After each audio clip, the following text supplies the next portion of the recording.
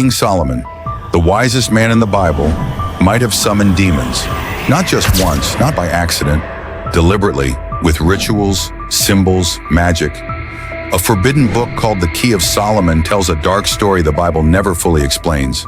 If it's true, then the man who built God's temple also commanded spirits, spoke with angels, and bound demons in jars. What really happened? And why has the church stayed silent about it for centuries? I went digging, and what I found will haunt you. Solomon, the man everyone reveres, but few understand. Solomon was legendary, son of David, king of Israel, builder of the temple, author of Proverbs, Ecclesiastes, and Song of Songs, called the wisest man who ever lived. But behind all that wisdom, there was a shadow. 1 Kings 11:4 says, Solomon's heart was not fully devoted to the Lord his God. And then it says he began to worship foreign gods, including Ashtoreth, Moloch, and Chemosh, gods that required child sacrifice. Wait, how did we go from Proverbs to paganism? The strange book called The Key of Solomon. Sometime after Solomon's death, a mysterious text began to surface. The Key of Solomon. It's not in the Bible. It's part of a group of books called grimoire, books of magic, rituals, and summoning. The Key of Solomon describes how to draw magic circles, the names of 72 demons Solomon supposedly controlled, angelic seals and incantations, even how to exorcise spirits, call winds, or summon power from heaven. Crazy part? It claims Solomon wrote it all down, to pass his forbidden knowledge on to others. Stay with me, these were things get more complicated, guys. The Testament of Solomon, demons speaking. Another ancient text, the Testament of Solomon, goes even deeper. This one reads like a demonic diary. It says Solomon used a magic ring given by the archangel Michael, engraved with the seal of God, to control Beelzebub, prince of demons, command spirits to build the temple, interrogate demons about their powers and weaknesses, lock them inside jars, bottles, or bronze vessels. Think that's just fantasy? Even the Quran mentions it. Surah Al-Baqarah 2:102. And they followed what the devils taught in the reign of Solomon. But wait, didn't the Bible say Solomon was blessed by God? What are we missing? Wisdom versus witchcraft. Where's the line? Let's be honest. The Bible says God gave Solomon wisdom, but the line between wisdom and magic isn't always clear, especially in the ancient world. Egyptian priests used divine knowledge to control nature.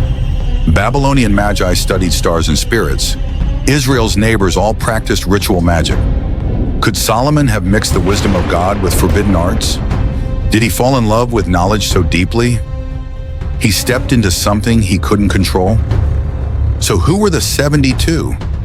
The Key of Solomon and related grimoires list 72 demons, sometimes called the spirits of the Goetia. Some of the most infamous: Baal, rules over invisibility; Asmodeus, linked to lust and destruction; Agares, brings earthquakes and chaos; Buna, gives wealth but curses the soul. Each had a unique sigil, a job or domain, a rank like duke, president, or prince. A weakness Solomon supposedly exploited.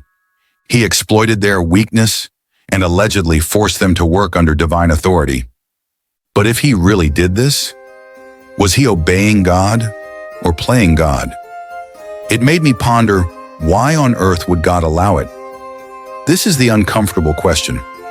If Solomon really summoned demons, why didn't God stop him? The truth is, he tried. 1 Kings 11 says God warned Solomon 3 times to stop following other gods. But Solomon ignored him, and just like that, Israel began to fall. Idolatry spread, the kingdom split, civil war began, and Solomon died spiritually bankrupt. Was the cost of forbidden knowledge too high? So what happened to Solomon magic in modern society? Solomon's magic never died. Even today, occultists, mystics, and even secret societies use Solomonic magic. The Freemasons, Rosicrucians, and Thelemites all reference Solomon in their rituals. The seal of Solomon appears on amulets, talismans, and magical tools. You'll find echoes of these books in Harry Potter, occult TV shows, even some parts of modern spirituality trends. Solomon's name still has power, but is it divine or dangerous? I begin to imagine the man who had it all and lost himself. Solomon had wisdom, wealth, women, power, even the literal presence of God in his temple. But in the end, he chased secrets, he touched darkness, and he fell hard. He wrote, "Vanity of vanities, all is vanity." Was he regretting his knowledge or the price he paid to get it?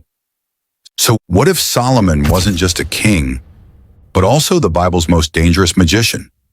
If that's true, are we repeating his mistake, pursuing knowledge without knowing where the line is? Or do you think Solomon truly used demonic magic? Or is this all myth? Comment your honest answer below. Let's talk about it. Subscribe